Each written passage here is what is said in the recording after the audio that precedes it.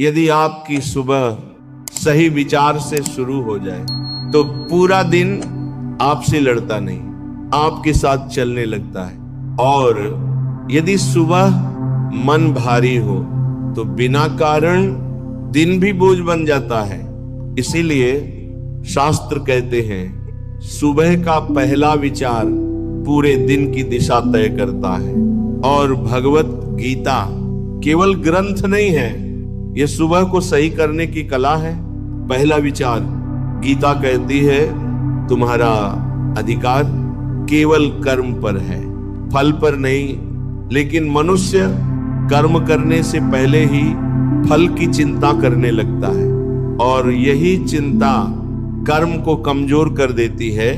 जो व्यक्ति कर्म में डूब जाता है, फल उसे ढूंढता हुआ आता है। दूसरा विचार, जो हुआ वो आवश्यक था, जो हो रहा है वह भी आवश्यक है। लेकिन हम हर घटना से लड़ते हैं, हर परिस्थिति से झगड़ते हैं, जबकि स्वीकार करने से मन हल्का होता है और हल्का मन सही निर्णय लेता है। तीसरा विचार, क्रोध ताकत नहीं असमझ का संकेत है। जो व्यक्ति अपने भीतर शांति रख ले वह बिना बोले भी सबसे शक्तिशाली होता है।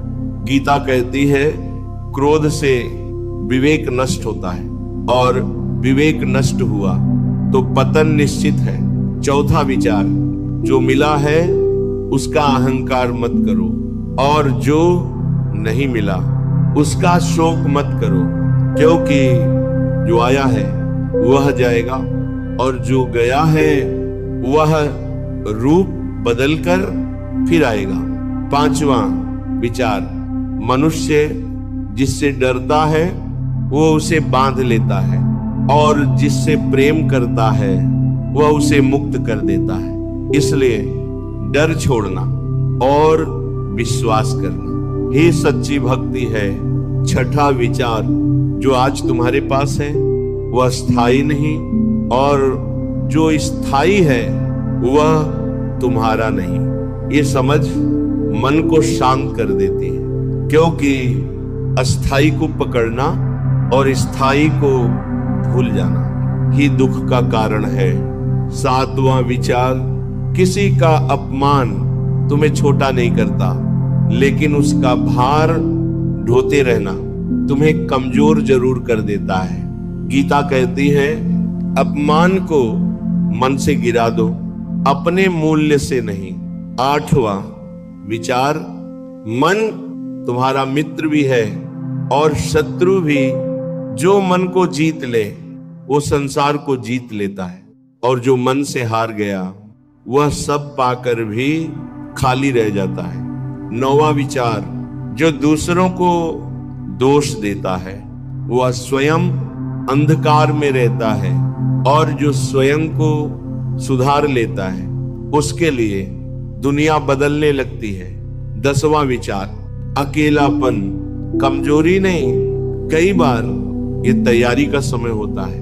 गीता कहती है भीड़ में हर कोई खड़ा होता है, पर सत्य अकेले चलने से मिलता है। 11वां विचार, गीता कहती है जो बीत गया उस पर शोक करना अज्ञान है, और जो आने वाला है उससे डरना भ्रम है। मनुष्य या तो अतीत में जीता है या भविष्य में, वर्तमान में बहुत कम रहता है, जबकि जीवन सिर्फ वर्तमान में ही घटता है। 12वां विचार, जो तुम्हें मिला है वो तुम्हारी परीक्षा है, और जो तुमसे छिन गया वह भी, क्योंकि मिलने पर संयम चाहिए और छीनने पर धैर्य चाहिए। और गीता कहती है संयम और धैर्य दोनों ही योग के मार्ग हैं। 13वां विचार, सफलता मन को अहंकारी बनाती है और असफलता मन को बुद्धिमान। जो व्यक्ति दोनों में संतुलन बना ले वही सच्चा ज्ञानी है। इसलिए गीता कभी नहीं कहती कि असफलता से डरो, वह कहती है असफलता से सीखो। 14वां विचार, मनुष्य दूसरों को बदलने में जीवन लगा देता है और स्वयं को जैसा है वैसा ही छोड़ देता है, जबकि गीता का मार्ग अंदर की यात्रा है जो स्वयं को थोड़ा सा सुधार लेता है।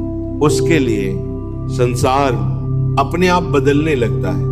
15वां विचार, कर्म बोझ नहीं है यदि उसे सेवा समझकर किया जाए, और सेवा कभी थकाती नहीं, वह मन को शुद्ध करती है। इसलिए जो भी करो पूरे भाव से करो, पर उससे बंधन मत बनाओ। 16वां विचार, भय अज्ञान से आता है। जो ये समझ ले कि आत्मा अमर है, वह मृत्यु से भी नहीं डरता, और जो मृत्यु से नहीं डरता वह जीवन को पूरा जीता है। 17वां विचार, सबसे बड़ा रोग तुलना है। जब तक तुम दूसरों के जीवन से अपने जीवन को तोलते रहोगे तब तक शांति नहीं मिलेगी। गीता कहती है हर व्यक्ति अपनी यात्रा पर है। तुलना यात्रा को कठिन बना देती है। 18वां विचार, मौन कमजोरी नहीं गहराई का संकेत है। जो व्यक्ति हर बात पर उत्तर नहीं देता वह भीतर से बहुत स्थिर होता है। गीता का उपदेश है जहां शब्द व्यर्थ हो जाए वहां मौन को स्थान दो। 19वां विचार, सुख और दुख एक ही सिक्के के दो पहलू हैं। जो केवल सुख चाहता है वह दुख से भागता रहेगा, और जो दोनों को स्वीकार कर ले वह मुक्त हो जाता है। 20वां विचार, जो तुम्हारा है वह तुम तक जरूर आएगा, और जो नहीं है वो कितनी भी कोशिश कर लो रुकेगा नहीं। इस सत्य को स्वीकार कर लेना ही सबसे बड़ा सुकून है। 21वां विचार, सब कुछ छोड़ने की आवश्यकता नहीं, बस इतना समझ लो सब कुछ तुम्हारा नहीं है। जब यह समझ मन में उतर जाती है तब मनुष्य हल्का हो जाता है, और हल्का मन ईश्वर के सबसे निकट होता है। अब इन 21 विचारों को यदि आप हर सुबह मन में उतार लें तो दिन आपसे नहीं टकराएगा, दिन आपके साथ चलने लगेगा। इसलिए गीता को पढ़ना नहीं, जीना है, और जीना हर सुबह एक सही विचार से शुरू होता है। अर्धोर के बाद में यदि आज आपने ये सुना तो ये मान लीजिए आपकी सुबह सही दिशा में कदम रख चुकी है। इन्हें हर सुबह जरूर सुनिए। शुभ प्रभात। अगर ये वीडियो आपके मन तक पहुंचा, लाइक करें, कमेंट में लिखें जय श्री कृष्ण, शेयर करें, क्योंकि जो जाग गया वही बचेगा। जय श्री कृष्ण,